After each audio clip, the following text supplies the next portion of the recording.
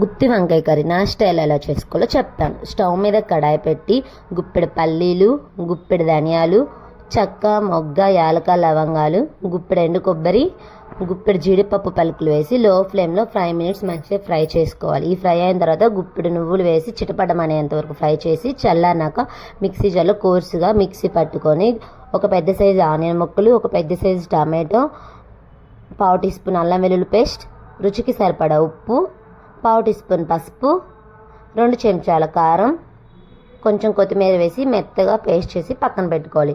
వీడియోలో చూపిస్తున్నట్టుగా వంకాయలు 4 పచ్చలు కట్ చేసుకుని మనం ముందుగా మిక్సీ పట్టుకున్న పేస్ట్ని వంకాయలు మొత్తానికి వీడియోలో చూపిస్తున్న విధంగా పట్టించి పక్కన పెట్టుకోవాలి. ఇప్పుడు స్టవ్ మీద కడాయి పెట్టి ఒక 4 చెంచాలు ఆయిల్ పోసి ఆయిల్ హీట్ అయిన తర్వాత జీలకర్ర వేసి మనం ముందుగా మసాలా పట్టించిన వంకాయలు మొత్తాన్ని ఆయిల్లో వేసి ఒక 3 మినిట్స్ ఒక సైడ్ ఫ్రై చేసినాక రెండో సైడ్ టర్న్ చేసుకొని ఇంకొక 3 నిమిషాలు ఫ్రై చేసిన తర్వాత వంకాయలు కొంచెం మెత్త మ్యాష్ అయిన తర్వాత మనం మిక్సీ పట్టుకున్న పేస్ట్ మొత్తాన్ని వేసేసి చిన్నగా అటు ఇటు కదుపుకోవాలి.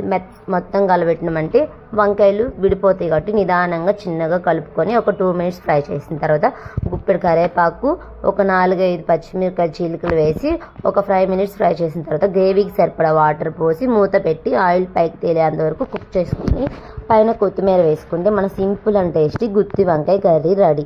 ఎలా వచ్చిందో మీరు ట్రై చేసి కామెంట్ చేయండి. ప్లీజ్ సపోర్ట్ చేయండి, సబ్స్క్రైబ్ చేయండి.